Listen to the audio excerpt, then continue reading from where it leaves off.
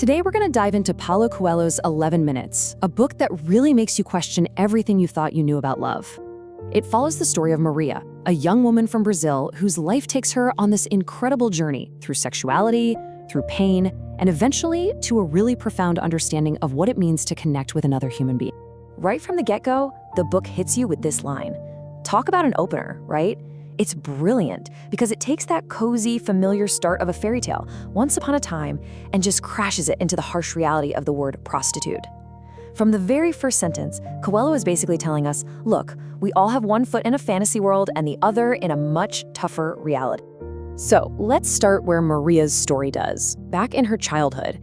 This first part of her life is all about this massive gap between the fairy tale world she's dreaming of and the, well, pretty grim reality she's actually living in. Maria grows up in this small, kind of dusty town in Brazil, and her dreams, they're huge. We're talking Prince Charming, fairy tale weddings, the whole 9 yards. But her actual life is not that. It's tiny. Her world is so limited, and she just spends her days dreaming about everything she can't have. The ocean, snow, a life with some elegance. You can feel this tension, and it's really what kicks off her whole journey. And her first tries at romance, they are just painfully awkward. I mean, at 11, she's so frozen with fear, she can't even answer when her crush asks for a pencil. Then at 15, her first kiss is just a complete disaster. You see, each one of these little moments is like another brick she's putting up in this wall around her heart. And it all leads her to this one core belief: love just brings suffering. There's a line from her diary that just perfectly sums up that emotional roller coaster of her youth. Life moves very fast. It rushes us from heaven to hell in a matter of seconds. And this idea that any happiness is just going to be followed by pain, it really becomes an essential part of how she sees the world.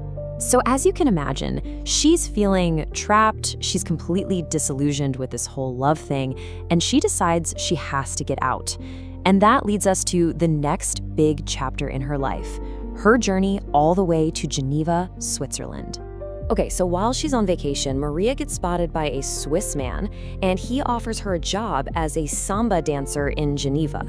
Now, for a girl from her small town, this sounds like the fairy tale finally coming true, you know? It's her ticket out, it's a shot at fame, at money, a chance to finally see the world she's only ever dreamed about.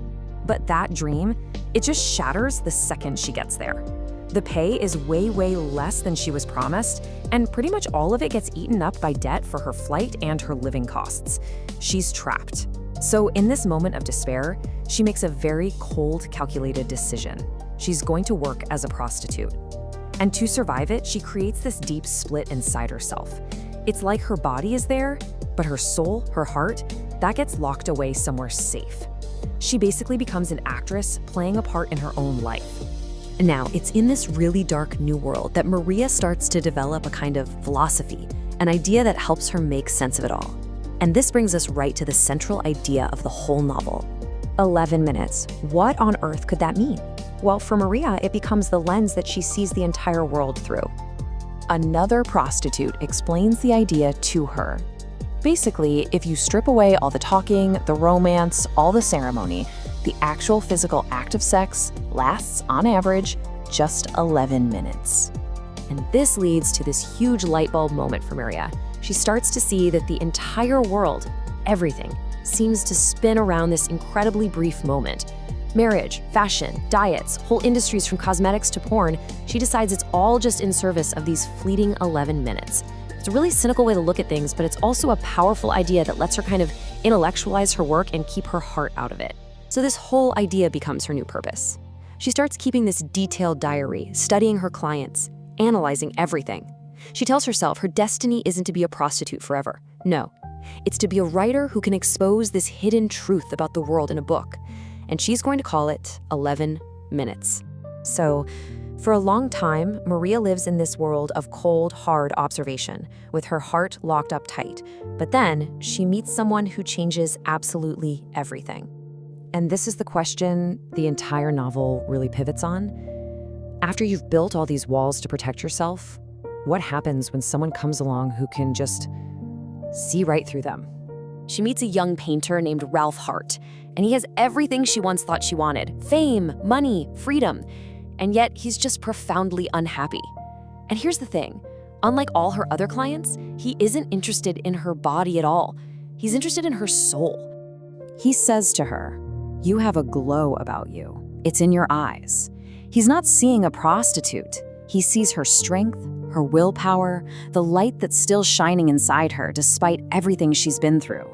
And for the first time since she left Brazil, someone actually sees the real Maria, the one she's kept hidden from everyone.